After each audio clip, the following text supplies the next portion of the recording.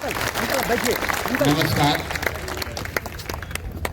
आप सभी धैर्य पूर्वक इतने देर से बैठे हुए हैं, इसके लिए आपका हृदय से धन्यवाद कर रहे हैं। हम लोग को कोई जल्दी नहीं है। अगर आप चाहें, बहुत साथियों ने हाथ उठाया, बात करना चाहते, हम यहीं रहते हैं, हमें कोई जल्दी नहीं है। अगर आप चाहें तो इसकी बात कर लें। हम लोग 3-4 घंटे भी बैठ सकते हैं। जो लोग, अरे रखिए इस बात कर लेंगे, बैठिए बैठिए। जो साथी यहाँ सभा में बातचीत अपनी न रख सके, वो हमसे व्यक्तिगत तौर पर भी मिल सकते हैं। ये कोई रैली नहीं है, ये आश्रम इसीलिए है कि यहाँ आकर मिल सकते हैं, 1-2 दिन रह सकते हैं, अनुभव कर सकते हैं, अपनी बात बता सकते हैं, दूसरे साथियों से कुछ सीख सकते हैं। ये जो पूरा प्रयास है, आप जितने लोग आए हैं ज्यादातर राजनीतिक लोग हैं। ऐसा नहीं है कि पहले आपने कोई भाषण नहीं सुना, अच्छे विचार नहीं सुने, जीवन में कभी कोई अच्छा प्रयास होते नहीं देखा। आप तो सब लोग पहले राजनीति करते रहे। ऐसा भी नहीं है कि एससी समाज से लोग एमएलए एमपी नहीं बने। ये एकमात्र ऐसा समाज है जिसको पूरी भागीदारी बाबा साहब की वजह से मिली हुई है, फिर भी कोई फायदा नहीं हुआ। अति पिछड़ा समाज के लोग अगर कहते हैं कि भैया हम लोग को भागीदारी चाहिए, एससी समाज के लोग तो ये भी नहीं कह सकते। भागीदारी तो आपको बाबा साहब के वजह से पहले से मिली हुई है, कोई वो छीन नहीं सकता। इसलिए ये चिंतन की जरूरत है कि भागीदारी के बावजूद आपकी दशा क्यों नहीं सुधरी। ये आपको क्या बताता है कि किसी व्यक्ति के एमएलए बनने से, किसी के एमपी बनने से, तो चाहे जनसुराज से बन जाए, कांग्रेस से बन जाए, किसी दूसरे दल से बन जाए, उससे समाज सुधर जाए ये जरूरी नहीं। प्रशांत किशोर बन जाएंगे, मनोज भारती बन जाएंगे, जनसुराज की सरकार आ जाएगी तो सब सुधर जाएगा, ऐसा नहीं है। ऐसा होता तो बहुत लोग पहले बने हुए हैं। जगजीवन राम जी यहाँ से उप प्रधानमंत्री बन गए। हम उन्हीं के क्षेत्र सासाराम से आते हैं। वहां दलितों की स्थिति किसी दूसरे क्षेत्र के दलितों से अलग नहीं। रामविलास जी इतने लंबे समय तक बहुत बड़े नेता रहे, लेकिन पासवान समाज की स्थिति बहुत अच्छी हो बिहार में, ऐसा नहीं। मांझी जी यहाँ मुख्यमंत्री बने, अभी भी मुख्यमंत्री हैं, बड़े मंत्री हैं केंद्र में, लेकिन आज भी मांझी समाज की क्या स्थिति है ये आपसे छुपी नहीं है। अभी मैं एक आंकड़ा देख रहा था, कोई कह रहा है 48% दलित पढ़े लिखे हैं। ये सरकारी आंकड़ा है। सिर्फ 3%, 100 में 3 दलित समाज के बच्चे 12वीं पास करते हैं बिहार में। 100 में 3 आदमी ही दलित समाज का आज पढ़ाई कर रहा, 12वीं पास कर रहा है। ये स्थिति तब है जब 40 विधायक दलित समाज के हैं। यहां से कई एमपी जीत कर गए हैं जो आपके समाज के हैं। मेरे भाई, सिर्फ राजनीतिक भागीदारी से समाज नहीं सुधर सकता। हमने पैदल चलते हुए जो अनुभव किया, हमने गांव-गांव में देखा, दलितों की जो सबसे बड़ी परेशानी है वो है सामाजिक शिक्षा का अभाव। अगर फॉर्मल शिक्षा नहीं भी है, शिक्षा को लेकर कोई सोच ही नहीं है।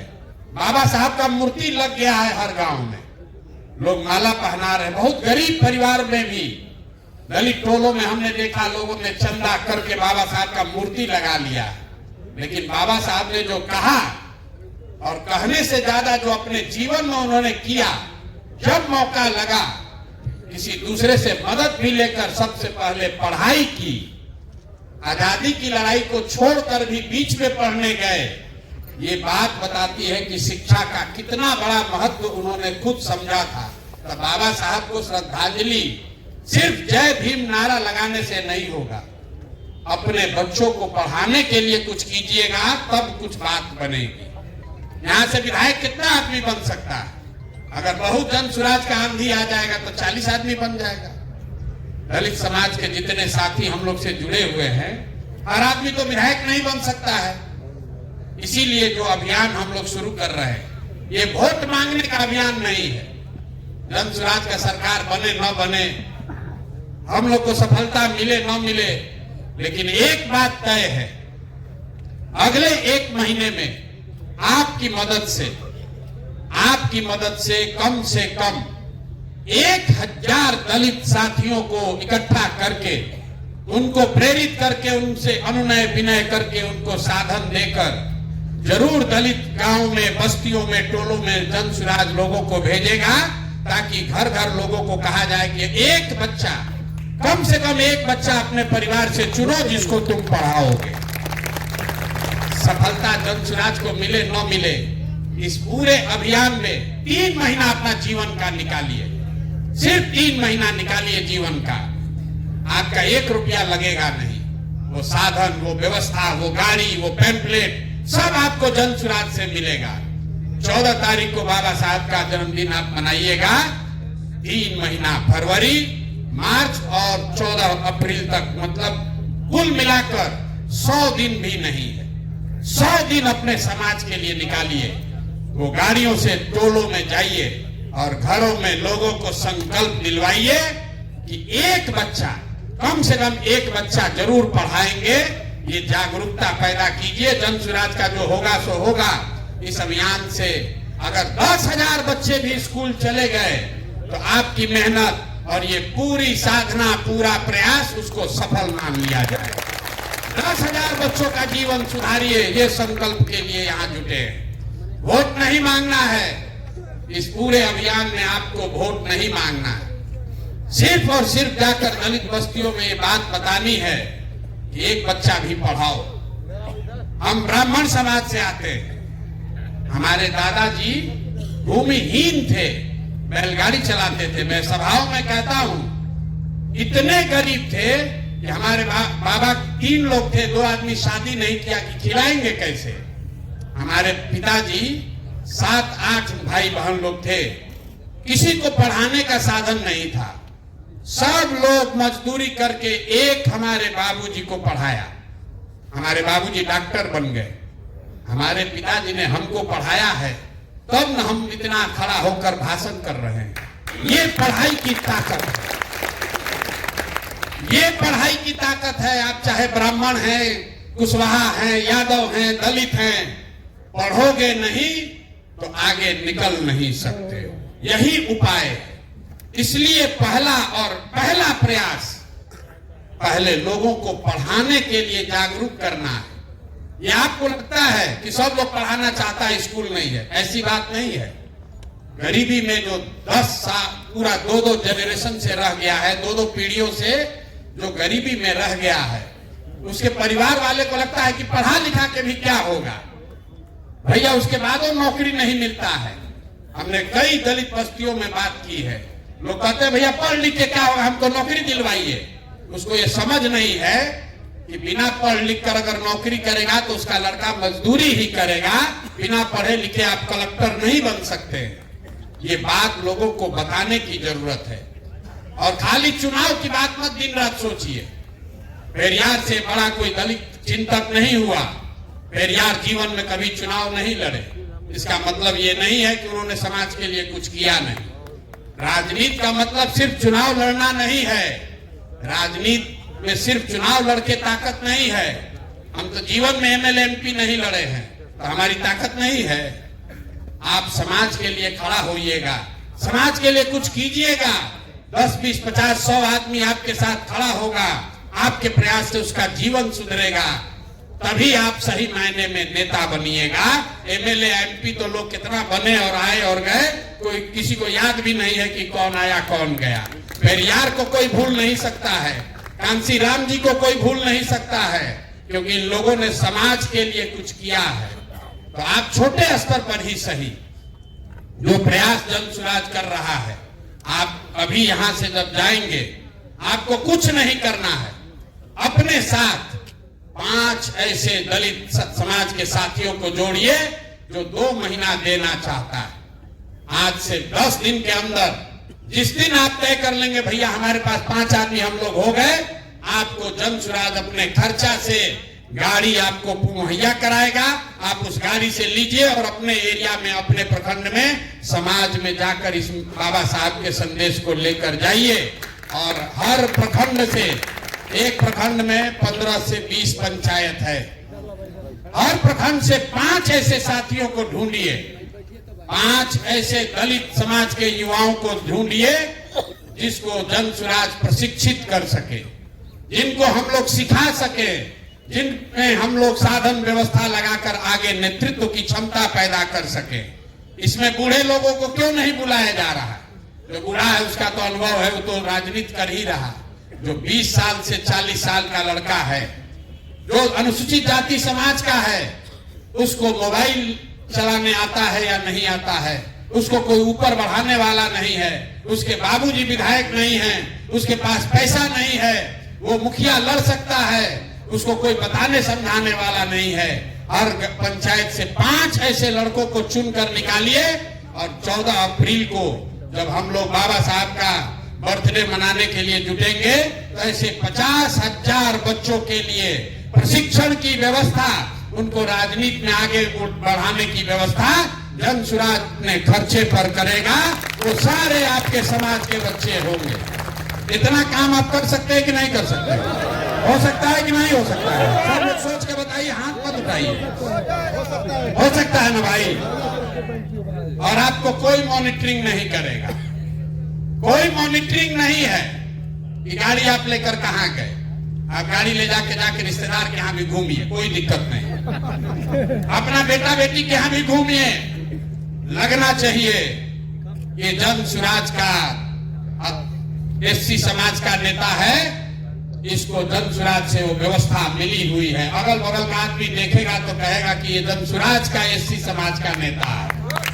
जाइए अपने रिश्तेदारों के यहाँ घूमिए, अपना बेटा बेटी के यहाँ, रिश्तेदार के यहाँ बता दीजिए कि जन स्वराज से जुड़ गए हैं, अब हम भी झोला लेकर घूमने वाले नहीं हैं। लेकिन अगर महीना में 20 दिन भी आप काम ठीक से कर दिए, 5 दिन आराम कीजिए, 5 दिन गाड़ी से अपने रिश्तेदार के यहाँ घूमिए। हम आपको सामने से कह रहे हैं, लेकिन कम से कम 15-20 दिन जरूर मेहनत कीजिए। 15-20 दिन जरूर मेहनत कीजिए। एक पंचायत में 1 दिन दीजिएगा तो 5 अपने अच्छे एससी समाज के बच्चों को ढूंढ कर निकाल लीजिएगा। 2 महीना समय है। एक प्रखंड में मुश्किल से 15-20 पंचायत है। 30 दिन, 35 दिन, 40 दिन काम कीजिए और आपके पंचायत से, हर पंचायत से 5-5 साथियों को ढूंढ कर निकाल लीजिए। 100 बच्चों का जीवन सुधारने का रास्ता आप बन सकते हैं, जरिया आप बन सकते हैं। इस संकल्प के साथ जाइए। एक आदमी इतना बड़ा मैसेज लेकर घर घर आप नहीं पहुंच पाइएगा। यहाँ कहने का बात है, ए भैया हम लोग घर घर लोगों को तैयार कर देंगे, नहीं कर पाइएगा। 2-2.5 करोड़ की आबादी है। 2 करोड़ की आबादी मतलब कम से कम 50 लाख परिवार। 50 लाख परिवार तक 500 आदमी नहीं पहुंच सकते हैं। लेकिन आपके जरिए अगर 50,000 बच्चे तैयार हो गए तो उनके जरिए घर घर पहुंचा जा सकता है। तो जब अप्रैल में 14 अप्रैल को 50,000 अंबेडकर वाहिनी के साथी खड़े होंगे तो जून में सब परिवार में जाकर हम लोग कोशिश करेंगे कि बच्चों को, एक बच्चों को कम से कम ले जाकर स्कूल में एडमिशन कराया जाए। तब ये अभियान पूरा होगा, जिसका दूसरा चरण है। तो पहले चरण में आज आपसे मिल रहे हैं। आपके पास 10 दिन का समय है। 10 दिन में 5 लोगों का अपना टीम बना लीजिए। 5 लोगों का टीम बना लीजिए और एक कोई युवा साथी जोड़िए जो आप काम कीजिएगा उसका वीडियो बनाए और सोशल मीडिया पर डाले। इस चीज को सीखिए, ये बहुत बड़ा हथियार है। प्रशांत किशोर गांव-गांव चले हैं, ये आपको कैसे पता है? आप में से बहुत सारे साथी आपके गांव में हम नहीं गए, आपने उसको सोशल मीडिया पर देखा। तो जो काम आप करते हैं उसको फेसबुक पर डालना सीखिए, तभी वो बात घर घर आपका पहुंचेगा, आपका प्रभाव बढ़ेगा। वरना आप सोचिएगा कि हम लोग तो दलित समाज का भैया नेता हैं, हम लोग को इस फेसबुक से कैसे काम चलेगा। बहुत लोग आकर कहता है, अपने आप को आप पीछे कर रहे हैं।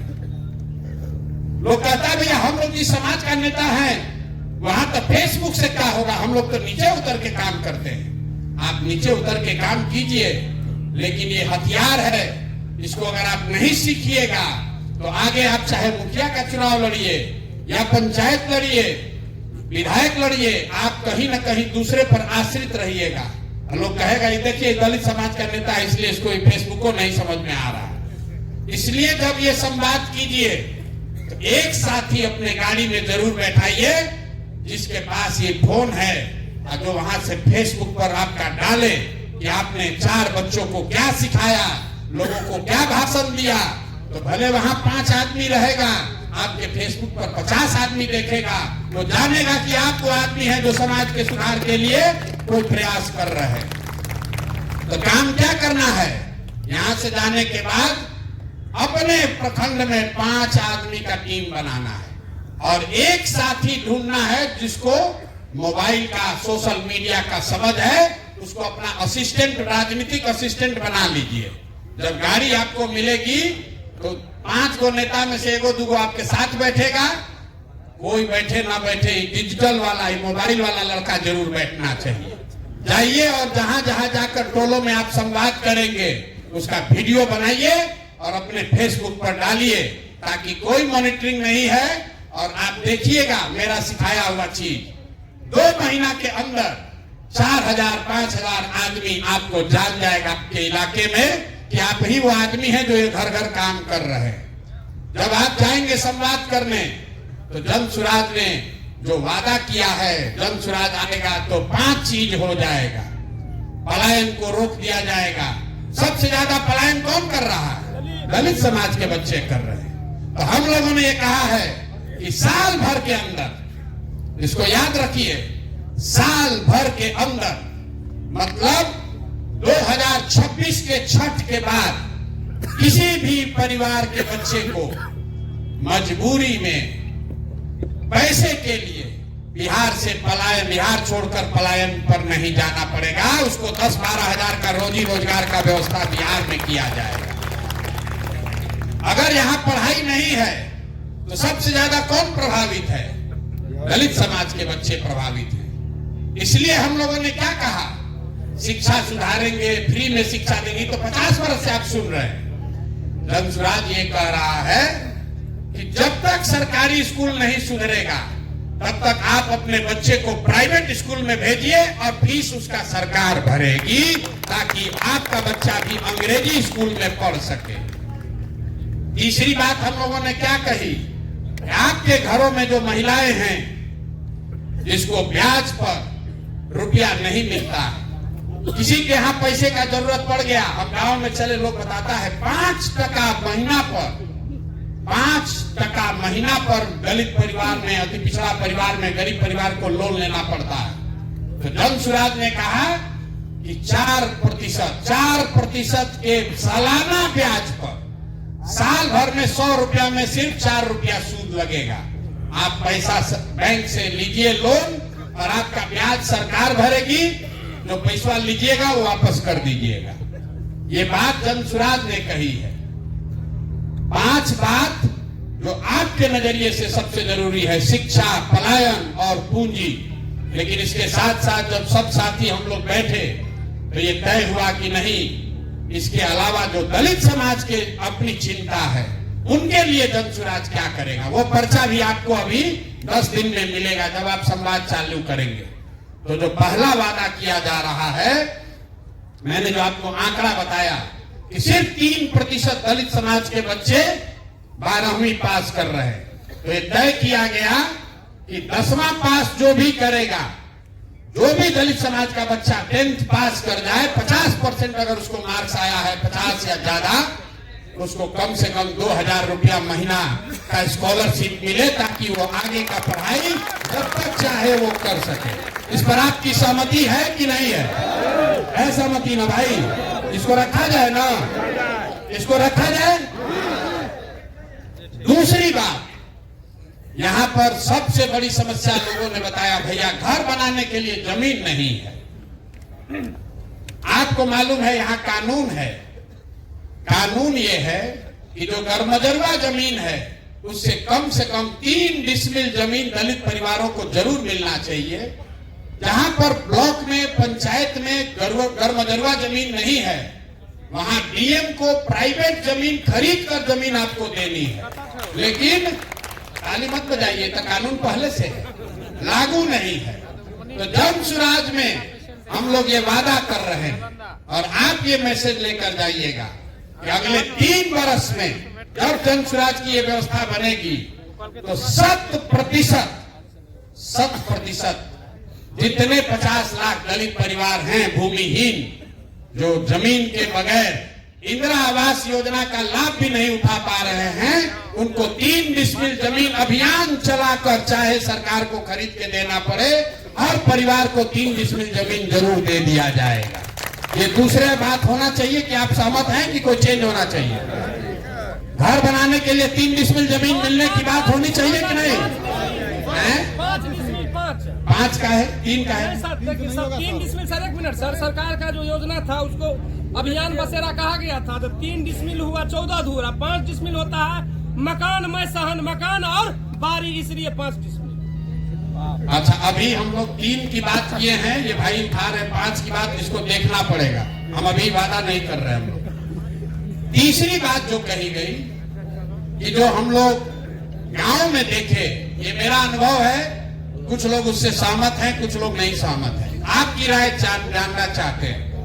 हमने देखा कि बिहार में बहुत बड़ी संख्या में जो लोग खेती, अपना खेत बटाई पर देते हैं, वो दलित समाज के लोग वो बटाई पर जमीन नहीं ले पा रहे। उसकी 2 वजह दिखी। एक तो दलित समाज के पास, कई साथियों के पास पैसा ही नहीं है कि खेत बटाई पर भी ले सके, और दूसरा ये दिखा कि कई जगहों पर लोग दलित समाज के साथियों को इसलिए जमीन नहीं देते हैं कि डरता है कि अगर दलित समाज के लोगों को जमीन पट्टा पर देंगे, बटाई पर देंगे तो कब्जा कर लेगा।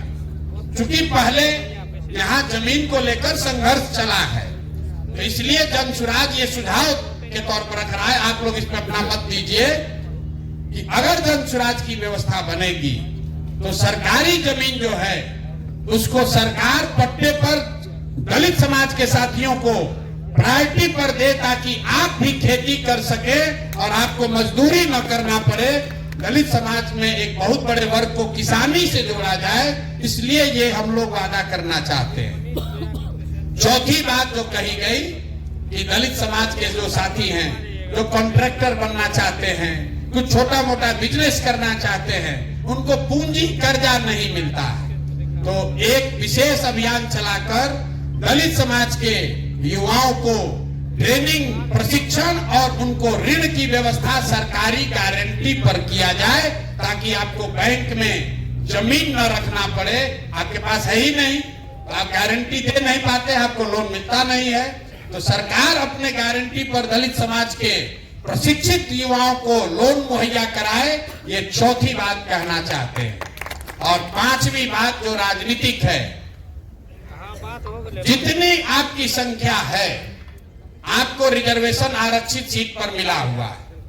जन सुराज ये कह रहा है कि नहीं, जिन सीटों पर दलित समाज की संख्या है, वहां काबिल लोग हैं, वो सीट भले आरक्षित नहीं है, लेकिन अगर काबिल कोई दलित समाज का व्यक्ति है तो उसको भी चुनाव लड़ाया जाए, चाहे वो मुखिया की बात हो या विधायक की बात हो। हम आपको अपने अनुभव से बता रहे हैं। अभी रामगढ़ में चुनाव हुआ, रामगढ़ कैमूर में अभी उपचुनाव हुआ। वहां पर लोग कहते हैं ये चित्तौड़गढ़ है, यहाँ पर राजपूत छोड़कर दूसरा कोई नहीं जीत सकता। बसपा का भी वहां बड़ा प्रभाव है, लेकिन वहां पर आज तक कोई दलित विधायक न लड़ा न कोई जीता, जबकि सबसे बड़ी आबादी वहां पर करीब 25% आबादी दलितों की है। राजपूत वहां 12% है, 25% वहां पर अनुसूचित जाति समाज के लोग हैं, लेकिन उनको भागीदारी नहीं है। हम लोगों ने कोशिश की कि वहां पर कोई अनुसूचित जाति समाज का आदमी चुनाव लड़े, और आपको जानकर आश्चर्य होगा, बहुत प्रयास करने के बाद भी वहां दलित एक्टिविस्ट हैं, बसपा से जुड़े हुए बड़े बड़े दलित समाज के लीडर हैं, लेकिन किसी का हिम्मत नहीं पड़ा वहां कि जन स्वराज के खर्चा पर भी कोई चुनाव लड़ने के लिए तैयार नहीं हुआ। कहता ना भैया यहां नहीं चुनाव लड़ सकते।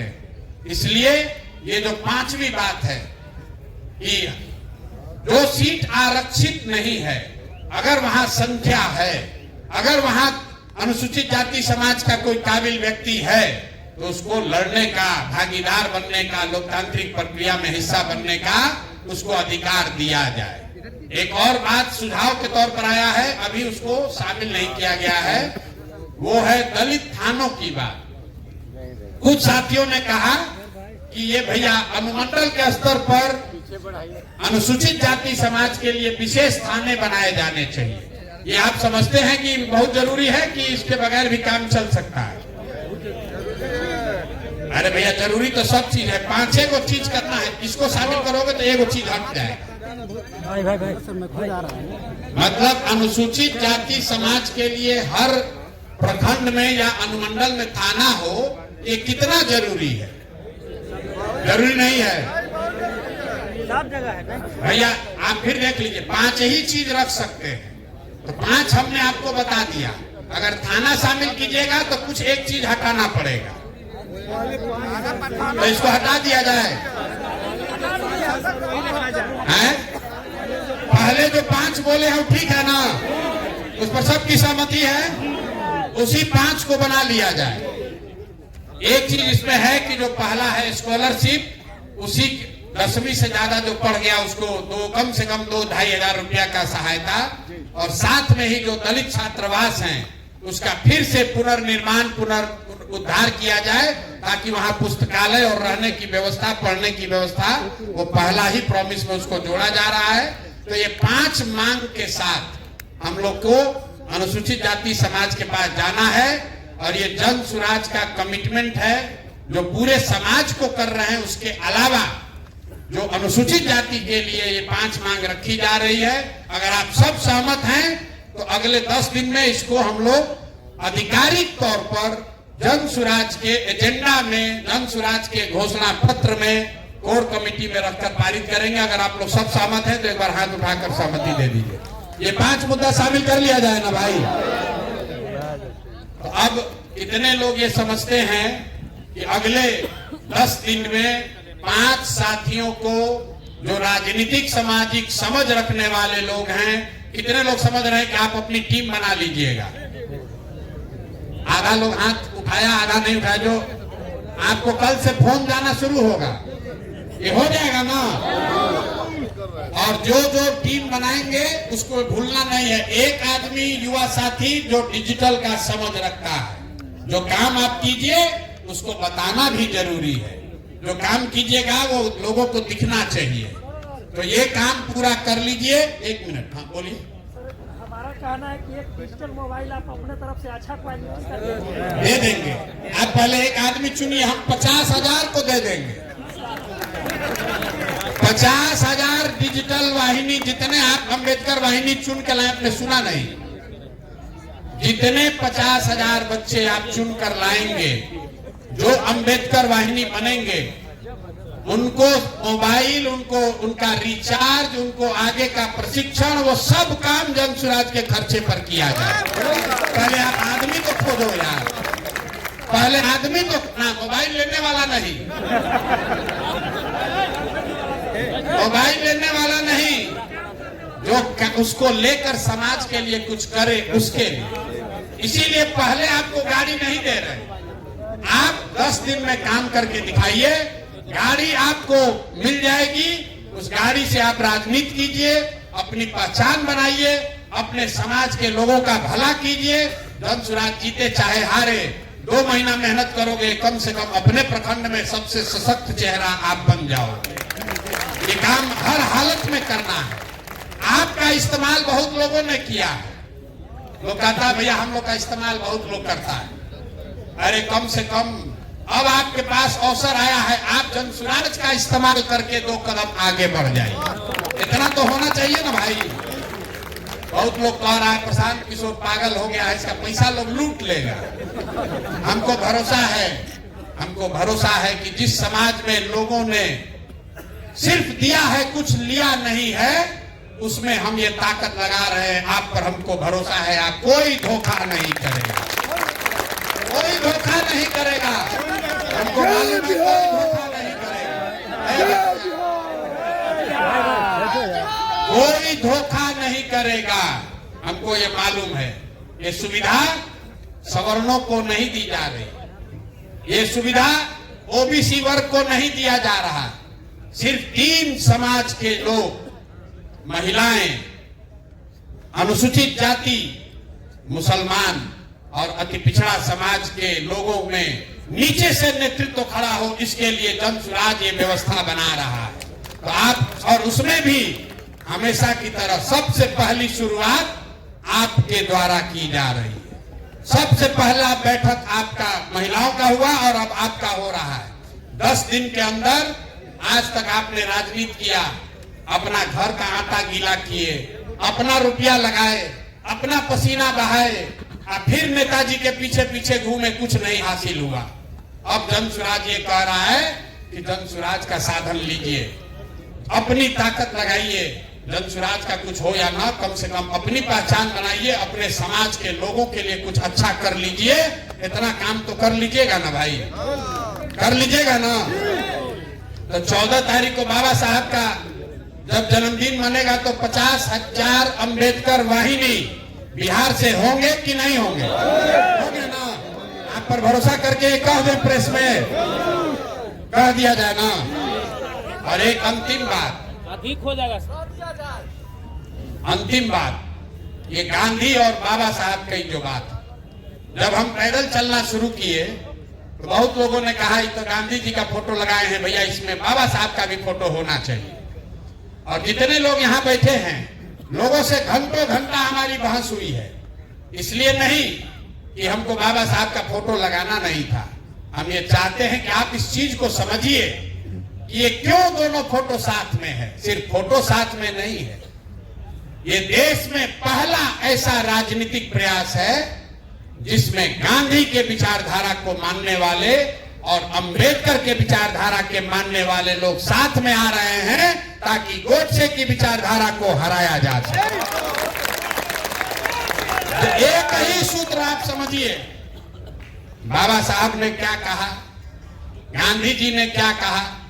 हमने लोगों को यही पूछा कि आप ये बताओ कि अगर आज बाबा साहब होते और आज गांधी जी भी होते और भाजपा की सरकार होती, तो बाबा साहब भाजपा की सरकार से समझौता करते कि गांधी के साथ चलते? गांधी के साथ चलेंगे बाबा साहब की गोडसे के साथ चलेंगे? गांधी के साथ। और गांधी जी किसके साथ चलेंगे, बाबा साहब के साथ चलेंगे कि गोडसे के साथ चलेंगे? तो भाई, आप अपने समाज का एक्टिविस्ट बनकर रह सकते हैं, अम्बेडकराइट है, आप अम्बेडकराइट बनकर रह सकते हैं, लेकिन अगर चुनावी सफलता चाहिए तो कोई एक वर्ग अकेले चुनाव नहीं जीत सकता। किसी न किसी के साथ आपको सामाजिक राजनीतिक गठजोड़ बनाना पड़ेगा। तो अगर बाबा साहब के मानने वाले लोगों को किसी के साथ समझौता करना है, किसी के साथ गठजोड़ बनाना है, तो मुझे ऐसा लगता है कि गोडसे और गांधी के बीच में बाबा साहब के मानने वाले लोग गांधी को ही चुनेंगे। इसलिए बिहार से ये नूतन नया प्रयोग शुरू किया जा रहा है। सिर्फ फोटो साथ में नहीं है, इन दोनों विचारधारा के लोग जिस दिन साथ में आ गए, आप यकीन जानिए सत्ता आपके हाथ में आनी ही आनी है, कोई रोक नहीं सकता है। आप सब आए, आपने बात सुनी, कुछ बात समझ में आया होगा, कुछ बात धीरे धीरे अभी और समझ में आएगा। घबराना नहीं है, सिर्फ चुनाव की राजनीति नहीं है, ये समाज को नीचे से जगाने, समझाने और नई ताकत पैदा करने का अभियान है। इसमें जुड़े हैं, आपसे हम कुछ सीखेंगे, हमसे आप कुछ सीखिएगा, दोनों सब मिलकर एक बेहतर व्यवस्था बनाएं, जहां आपके हमारे बच्चों को गरीबी, भूखमरी का शिकार ना होना पड़े। आपके बच्चे भी अंग्रेजी में बोले, तब आपका बच्चा कहेगा कि हमारे पिताजी ने, हमारे भाई ने, हमारे चाचा ने वो आंदोलन शुरू किया था, जिसके 2 बरस के बाद बिहार में अंग्रेजी स्कूल में पढ़ने की व्यवस्था हुई, उसी से हम लोग पढ़कर आगे बढ़े। तो अगर ये व्यवस्था बनाना चाहते हैं तो खाली बतियाने से नहीं होगा, नारा लगाने से नहीं होगा, 2-4 महीने अपने जीवन का निकाल कर समाज के लिए दीजिए। अगर समाज के लिए देंगे तो अच्छा ही होगा, और अगर आप समाज के लिए अच्छा करोगे तो ऊपर वाला है वो आपके लिए अच्छा ही करेगा। इसी के साथ मैं अपनी बात खत्म कर रहा हूं। जिन साथियों को कोई प्रश्न है, व्यक्तिगत तौर पर मिलना है, हम यही बैठे हुए हैं, धक्कम धुक्की करने की जरूरत नहीं है। सेल्फी खिंचाने से ना बिहार सुधरेगा ना आपका समाज सुधरेगा। सेल्फी खिंचाने से कुछ नहीं होगा। विचार को आत्मसात करना पड़ेगा, परिश्रम करनी पड़ेगी, तपस्या करनी पड़ेगी, साधन व्यवस्था अपने आप मिलेगा। आपके लोटा, वो हम लोग कहते हैं ना कि समंदर में पानी बहुत है, लेकिन आप उतना ही पानी उठा पाइएगा कि आपका लोटा कितना बड़ा है। तो अपनी पात्रता को बेहतर कीजिए, समाज के लिए बेहतर कीजिए। इसी आह्वान के साथ आपका सबका फिर से हृदय से धन्यवाद कर रहे हैं। बहुत बहुत शुक्रिया। नमस्ते साथियों, thanks for watching my video. आप लोग अपना प्यार बनाए रखिए और ज़्यादा से ज़्यादा वीडियो को family, friends and old age people के साथ शेयर करें, और लास्ट में एक कमेंट करना ना भूलें। जय हिंद।